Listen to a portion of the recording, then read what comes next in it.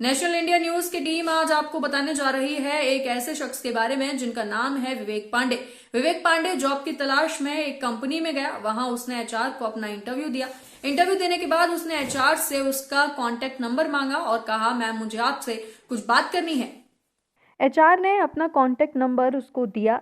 तभी से विवेक पांडे एचआर को कॉल मैसेज करने लगा और उसको अपनी बातों में फंसाया और रिलेशन में आ गया।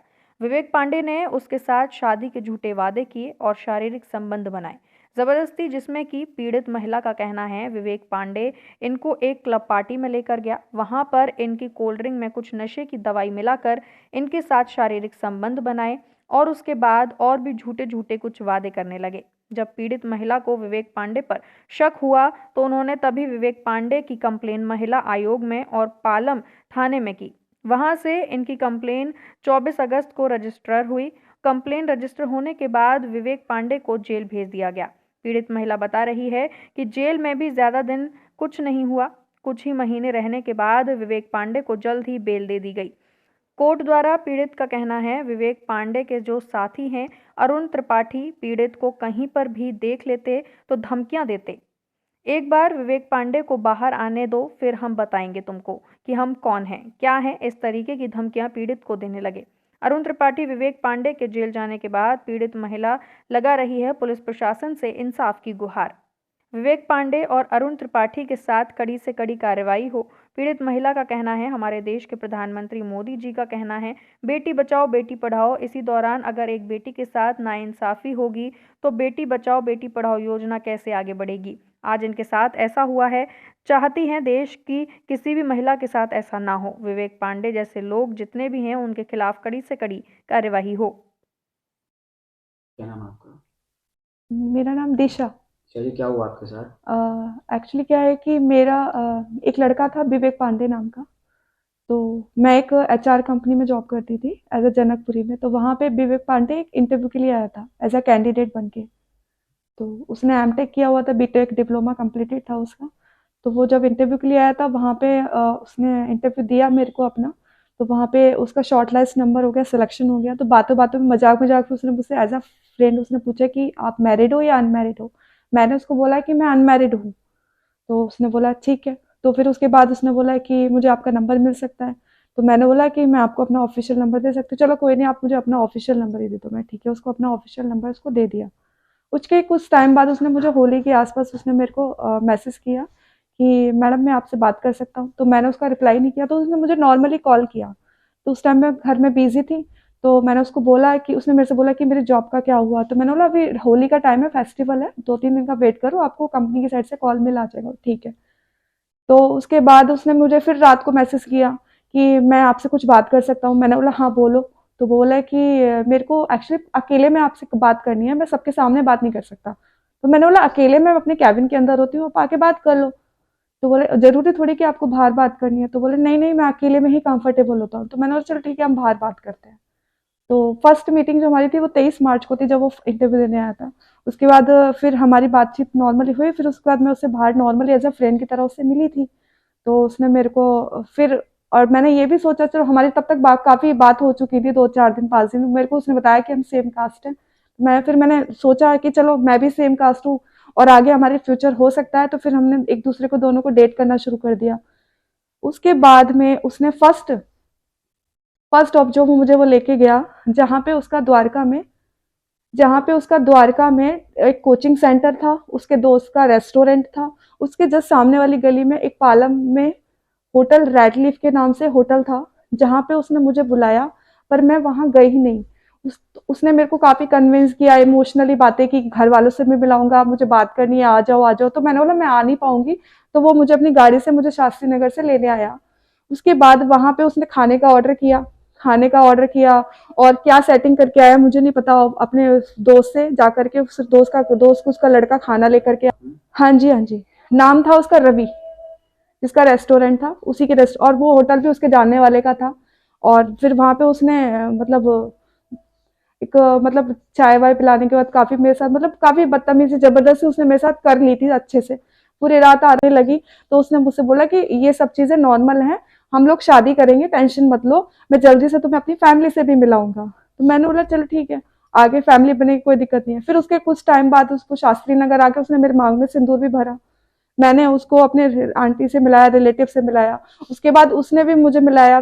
फिर उसके बाद हमने बाहर जाके सेलिब्रेट भी किया, पब में ले जाकर उसने मुझे कोल्ड ड्रिंक के अंदर ड्रिंक पता नहीं क्या कराया उसने।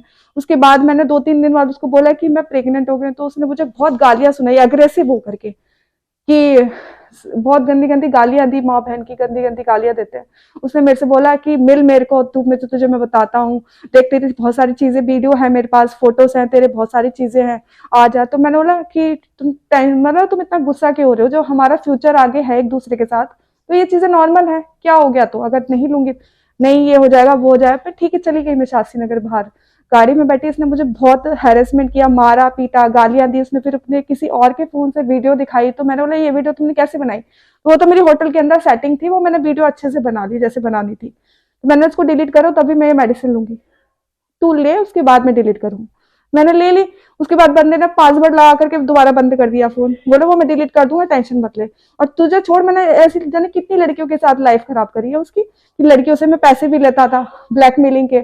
और ये भी बता देती हूँ कि बीच बीच में उसकी मेरी वीडियो कॉल होती थी तो ड्रग्स लेकर के बात करता था सर, नशे में पूरे अच्छे से। कि मैंने बोला ये क्या लेते हो? बोला कुछ नहीं है, मेरे घर के दुकान के आसपास, ऑफिस के आसपास मिलता है, तो मैं ब्लैक में ले लेता हूँ। तो मैंने बोला ये तो गलत चीज है ना, नहीं लेनी चाहिए ना, और तुम मेरे को टेंशन दोगे तो मैं लूंगा ही लूंगा। मैंने बोला मैंने तो कोई टेंशन तुम्हें दी नहीं है। फिर वो गंदी गंदी गाली शुरू कर दो। उसके बाद जब उसने मुझे गाड़ी में बहुत मारा पीटा, तो मारा पीटने के बाद उसने अगले दिन मेरे को फिर ब्लॉक कर दिया अच्छे से। ब्लॉक करने के बाद मैंने ऑनलाइन महिला आयोग में कंप्लेन की। फर्स्ट महिला आयोग में कंप्लेन करने के बाद मैंने इसने मुझे ब्लॉक कर दिया। इसके घर वाले भाई के पास मैंने व्हाट्सएप पे उसको कंप्लेन का फॉर्मेट भेज, उसके भाई ने घर में सबको बताया। फिर वही शादी, फिर उसके घर वाले बोले कि लड़की कंप्लेन कर देगी तो लड़का पुलिस अब जेल में चला जाएगा, बहुत दिक्कत हो जाएगी, बेइज्जती होगी। तो उसके घर वालों ने कोई अच्छा प्लान बना करके प्लानिंग से अपने घर बुलाया, मेरे घर गए। फिर इनको बातों बातों में ना, इन्होंने, इसके घर वालों ने मेरे पापा को बोला कि दिशा ने जो कंप्लेन ली है वो उसको बोलो वापस ले लेगी। तो मैंने सबके सामने बोला हाँ मैं वापस ले लूंगी कंप्लेन, कोई दिक्कत नहीं है। फिर उसके बाद में थोड़े टाइम बाद बातों बातों में उसने मेरे से बार बार बातें कर रहा है मेरे से। तो बोला अच्छा तुमने वो जो महिला आयोग में कंप्लेन ली थी वो वापस ले ली? मैंने बोला हाँ मैंने वो वापस नहीं लेते, मैंने आगे कोई प्रोसेस ही नहीं किया। वो चलो ठीक है, उसको लग गया कि हाँ मैंने वापस ले लिया, आगे कोई बात ही नहीं कर रही। तो बंदे ने मुझे फिर से ब्लॉक कर दिया। उस टाइम पे मैं एकदम टूट चुकी थी, ना मुझे कुछ पता कि मेरे को क्या करना है, जिंदा हूँ मर रही हूँ, कुछ नहीं मेरे को पता था। बहुत टाइम बाद मैंने रक्षाबंधन के आने के बाद में फिर मैंने पालम में कंप्लेन की। उसके बाद उसको अरेस्ट किया गया।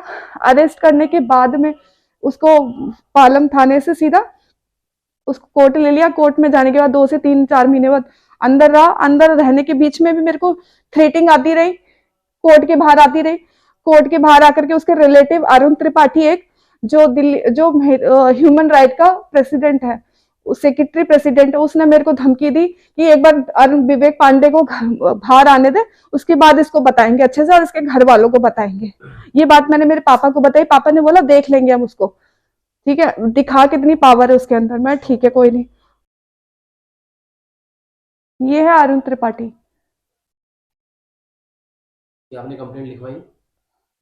इसके लिए इसके बारे में जब मैंने बोला कि, तो लॉयर ने मेरे को बोला कि अभी रुक जाओ, पहले इसका थोड़ा पहले इस पे कॉन्स्टिट्यूशन देते हैं कि इसकी बेल कैसे भी करके हमें कैंसिल करानी है, तुम्हारे साथ गलत हुआ है, इसके बाद में हम इसके लिए भी डालते हैं कंप्लेंट।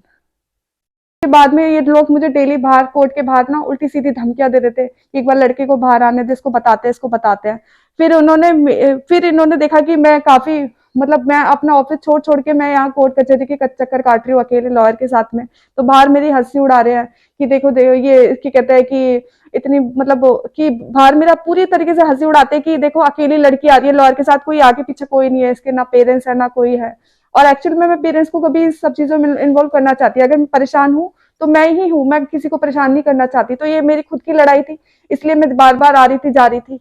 उसके बाद में ना कुछ टाइम बाद इसको 1 महीने बाद लास्ट जो हमारा हाई कोर्ट में ऑर्डर हुआ, वो ऑर्डर में अमित महाजन नाम से जो हमारा जज था, उसने ऑर्डर रिजर्व कर लिया दोनों पार्टी के बीच में। उसके बाद पूरा 1 महीने बाद उसने ऑर्डर निकाला। ऑर्डर बिल्कुल ही गलत था सर। अभी टोटली मेरी पूरी लाइफ खराब हो चुकी है, मेरा कोई करियर नहीं है, ना मुझसे कोई शादी करने वाला, और ना ही मेरे को किसी से कोई शादी करनी है, क्योंकि अब मेरे को अकेले रहना है। पर मैं चाहती हूँ कि इस लड़के को अभी कि बेल कैंसिल की जाए, इसको वापस जेल के अंदर डाला जाए। इसने ना जाने कितनी लड़कियों की लाइफ खराब की है और आने वाले टाइम में बहुत लड़कियों की लाइफ ये खराब करेगा। कि इसका जो सिस्टम है कि लड़कियों को यूज करता है, शादी का प्रॉमिस करता है, उसके बाद लड़कियों को ब्लॉक कर देता है, छोड़ देता है। इस और मेरे से पहले ना जाने कितनी लड़कियों की लाइफ इसने खराब की है और आने वाली लड़कियों की मैं नहीं चाहती कि लाइफ खराब हो। इसको जेल के अंदर जाना चाहिए, इसकी बेल डिसमिस दोबारा होनी चाहिए और इसके लिए पूरी तरीके से कार्रवाई गवर्नमेंट को करनी चाहिए, क्योंकि आने वाले इस टाइम पे लड़कियों के साथ इतना गलत हो रहा है, उसके बाद भी जज लोग ऑर्डर गलत तरीके से देते हैं। मैं नहीं चाहती कि वो आगे कभी किसी और की लड़की की लाइफ खराब करे, किसी और की बेटी की लाइफ खराब करे। तो देश के प्रधानमंत्री का दो लाइनें हैं कि नारी बचाओ नारी पढ़ाओ। तो मैं चाहती हूँ, मैं भी एक नारी हूँ और इस विवेक पांडे ने बहुत लड़कियों के साथ गलत किया। मैं नहीं चाहती कि ऐसा कोई लड़का दोबारा से किसी लड़की की जिंदगी खराब करे। मैं चाहती हूँ कि ऐसे लड़के के ऊपर सख्त से सख्त कार्रवाई की जाए। कानून बिल्कुल सही है और मैं कानून के साथ हूँ, पर आगे विवेक पांडे जैसा मैं चाहती हूँ कि कानून मेरे साथ था और साथ है और साथ रहेगा।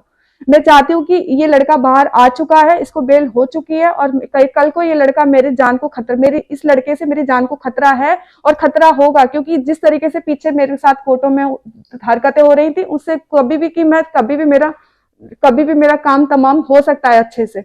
मैं नहीं चाहती हूँ कि आगे किसी और लड़की के साथ हो। तो मैं चाहती हूँ कि कानून इस बात पे गौर करे और अच्छे से अच्छे कार्रवाई करे और इस लड़के की बेल दोबारा डिसमिस करके इसको जेल पहुंचाए, ताकि आने वाली किसी लड़की के साथ कोई लड़का इस तरीके की कोई हरकत ना करे।